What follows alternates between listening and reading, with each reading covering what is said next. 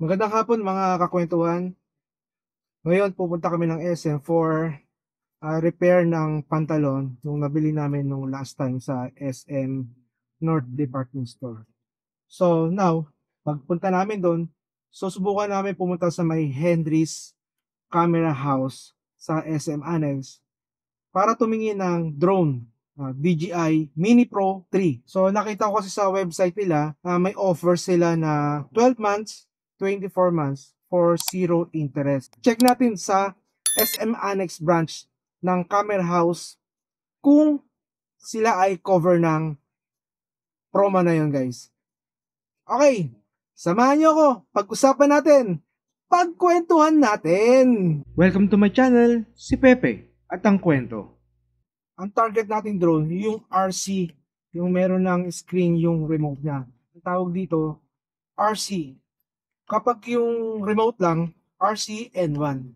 So ang price nito, ang range nito is 48,980 with RC. Kapag RC N1, 40,990. So yun yung pagkakaalam natin, no?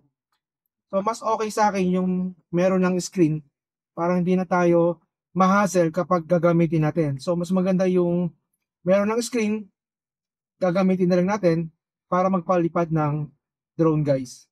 Dahil wala naman tayong pang cash para sa ganong amount, so kailangan nating i-staggered yung payment natin, no? So yun, kahit paano makakaya natin magbayad ng every month para dun sa drone na yun, no? Kapag available yung credit card natin for 12 months or 24 months, i-grab na natin yon. Wala pa akong experience sa pagpapalipad ng drone. Meron akong experience yung mga maliliit na laruan, no? Yung may helicopter, no? May remote. So yun lang yung experience natin. Pero drone, wala.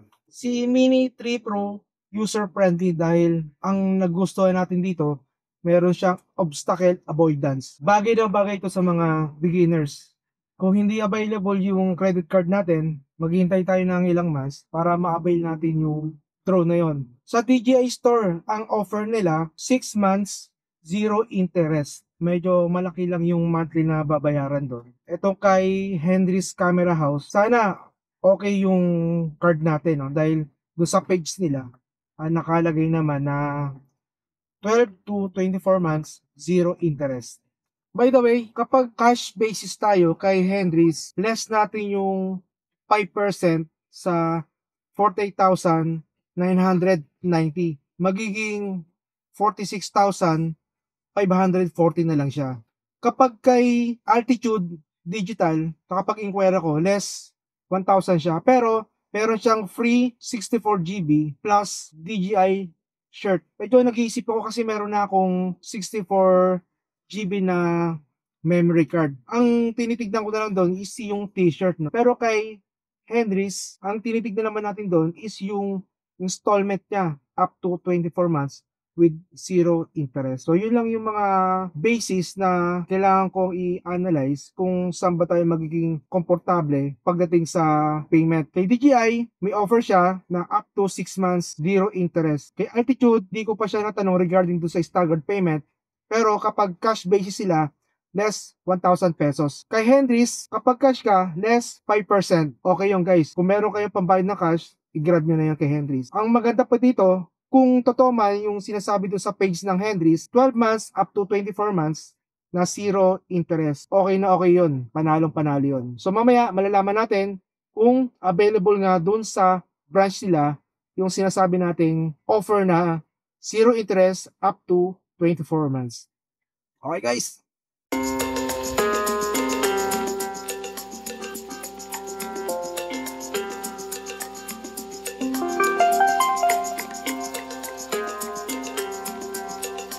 So, nasa roof tayo ng SM North Park. So, dahil sa the first, second, third, fourth, fifth, sixth, punong-puno yung parking. So, nandito tayo sa 7-Eleven. Mas papunta na kami sa Henry's, sa SM Annex. Patawid na kami ng tulay. Naka-accomplish na ni Kit yung kanyang toys. Yan yung drone kit. Yan ang tanong.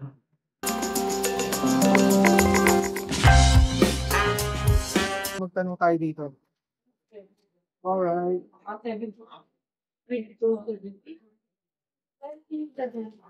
Available sa inyo si HSBC? Available. Yes. For ilang months? Depende po sa item. Mini 3 Pro. Hanggang ano lang po, 12 months. Ayun lang yung pinaka-max niya. Okay. Pero zero interest siya. So magkano lumalabas pag 12 months? May freebies ba yun? Talagang yung ano lang, yung nasa box lang. Pero may available naman yung ano, yung Mini 3 Pro.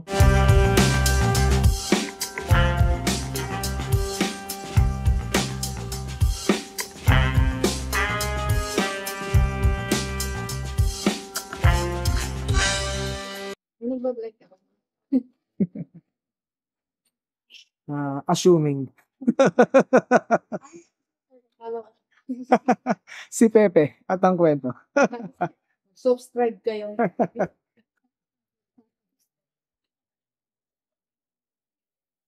Puro ganito yung hawak ko eh. Gusto ko sa taas naman yung shot. First time. Mas maganda po, open area po muna tayo. Tama. May drone ka na daw. Wala. Puro simulation.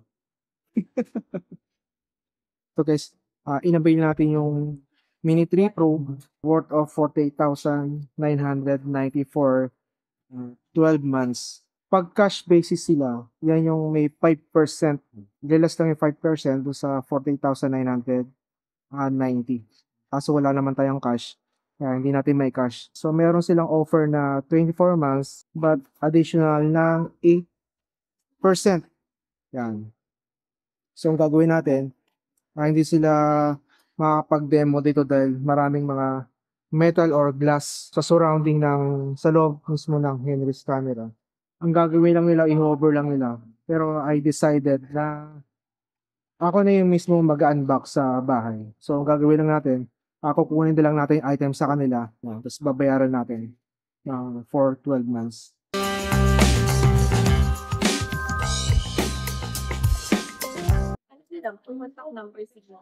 Sige, okay. Thank you. Yan. Supporting family. Puro tuyo na lang uulamin natin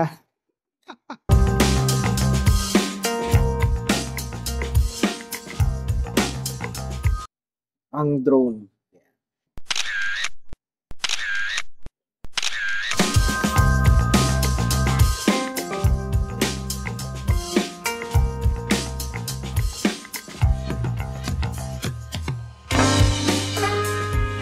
Sa wakas guys, nakuha na rin natin ang ating dream. Masasabi kong dream come true dahil meron tayong bagong aircraft. Ops! Hindi ito eroplano, kung hindi ito isang DJI Mini 3 Pro. Yes, DJI Mini 3 Pro. I'm very excited dahil na-purchase natin itong drone. Napakasaya ko ngayong araw na to dahil hindi lang kasi puro pictures sa land. No? So gusto ko rin magkaroon ng shot by air. So kaya naisipan kong kumuha ng drone tulad neto guys. So ngayon ang gagawin natin, i-unbox natin itong Mini 3 Pro ngayon na. Okay?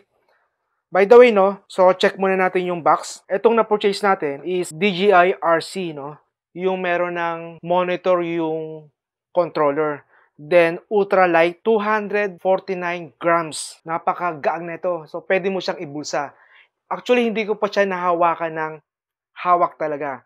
Ngayon natin magagawa yan kapag na-unbox na natin ito guys. Okay, ano bang kasama dito sa loob ng box? Remote, RC, ito yung specs niya, ultra light and foldable, less than 249 grams, 4K HDR video, 48 MP photo, vertical shooting. Ang ganda nito guys yung gimbal nito, no? Pwede siyang horizontal, pwede rin siyang vertical. At the same time, magagawa mo yan. Meron ka ng pang reels, pang short YouTube guys. Panalong panalo talaga. Okay, 4K HDR. Ang pinaka gustong-gusto natin dito guys, for beginners dahil ako, never pa ako nagpalipad ng drone, no? Meron siyang obstacle avoidance.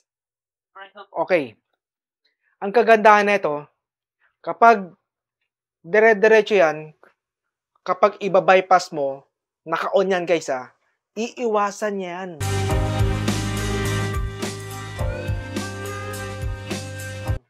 So, ganun kaganda siya. Pero, na-review ko ito, no, nung medyo hirap siya sa mga branches na maliliit. So, talagang sasabit talaga siya ng guys.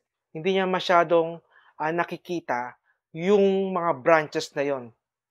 Anyway, so hindi naman tayo susuot ng gubat guys. Simulan na natin. Okay, meron tayong cutter. Sealed to, mga kakwentuhan, no? Ang gagawin natin, saan natin sisimulan to?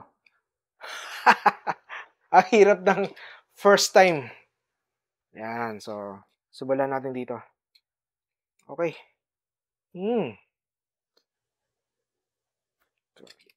Dito na nga lang. Yan. Okay.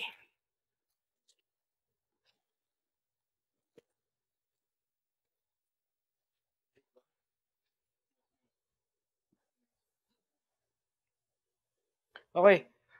By the way, no, na-purchase nga pala natin to kay Henry's Cameras sa SM North Annex.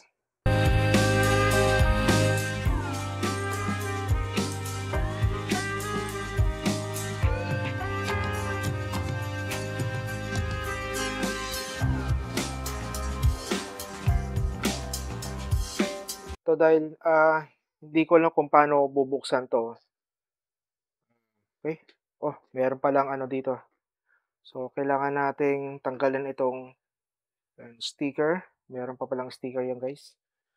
Yun! Wow!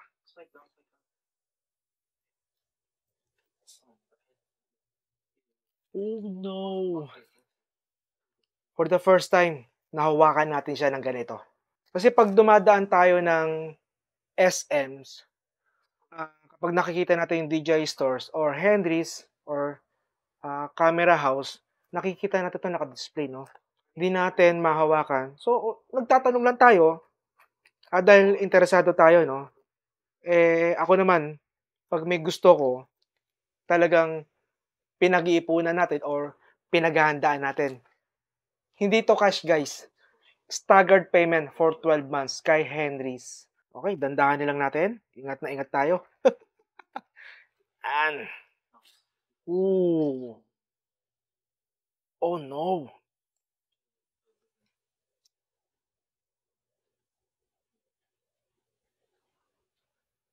Ang liit lang niya, no? Check natin yung phone. Yan. Ito yung Realme 8 and ito yung DJI Mini 3 Pro. Mas malaki pa yung Realme 8 natin. Ganun ka-compact si Mini 3 Pro. Of course, mataba lang siya compare dito, no? Yan. Pero, ang liit niya. Okay? Okay, tabi natin yan. So, ano pa yung nasa loob ng box?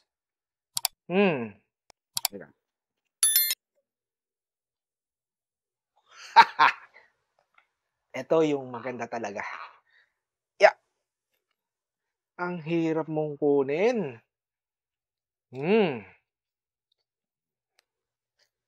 Ito yung DJI RC. So, may dalawang variant yung Mini 3 Pro. Yung isa, DJI RC N1. Yan yung remote control lang, no? Yung nilalagyan ng phone. Ito naman, DJI RC. Meron ng monitor, 5.5 inches yung screen niya, kung hindi ako nagkakamali. Please correct me na lang guys, comment below. Okay, bubuksan natin.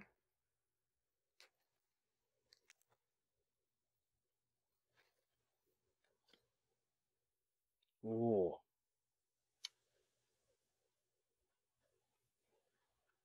Ganda. Bango. Parang yung bagong kotse, ayun ang masarap sakyan. Maganda sakyan dahil yung bango niya, ang bango-bango. Ito tulad nito. Kakabukas lang natin. Amoy rubber. Ito, rubber, no? Rubber yung ano niya, yung handle niya. Okay? Meron siyang, okay, where's the stick? There. Okay? DJI. Ito yung stick niya. Pin. Okay? First time natin magkakabit din ito, guys. Yan. So, masyadong manipis lang pala, no?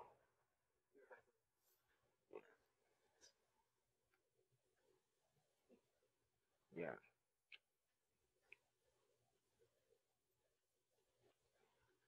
Huwag nyo na masyadong higpitan. Baka kasi maputol yung pinaka-pin niya doon sa loob. Yung pinagkakabitan niya. Mahirap na pag yun naputol. Kapag yan na-feel nyo na matigas na, okay na yun. So, parang professional, no? Pero never pa ako nagpalipad ng drone. Drone yung nabibili sa malls, yung helicopter, yung anak ko, binibilang ko siya noon na remote, no, na wireless na helicopter. So, malapit lang yon. Yun lang yung nagagawa natin. Pero yung tunay na drone, never pa tayo. Never pa tayo nagkaroon, ngayon lang. Ngayon lang talaga. Okay? Ito yung video. Kapag magte-take shot tayo sa air, shot lang natin to, press. Then yung camera, nasa right. Then, ito yung gimbal. Ito yung, I think, yung zoom, no? Gimbal, zoom. Yan. Meron tayong CNS, Cinematic, Normal, Sports Mode. Yan. Ito yung return home. And then, ito yung power. Okay? Sa likod, C1 and C2. O, hindi ko lang alam kung ano yung function na itong dalawang button sa likod. So, mamaya, check natin kung ano to. Okay. Yan. Ganda. Ganda ng screen. Yan.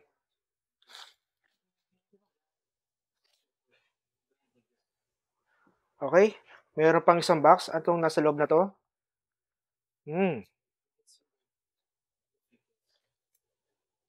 Quick start guide. Okay. Mamaya titignan din natin to. Yan. Ano pa yung nasa loob ng box? Okay. Extra propeller. No?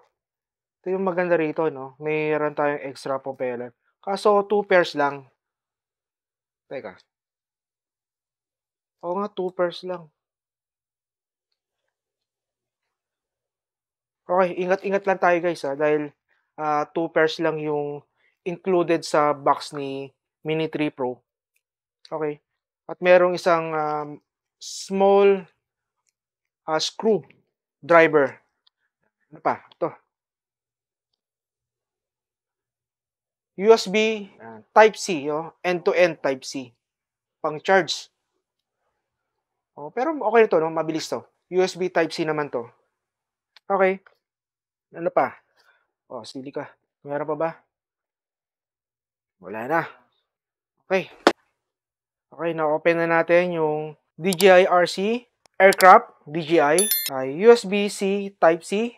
2 extra propeller and small screwdriver plus quick start guide. Okay,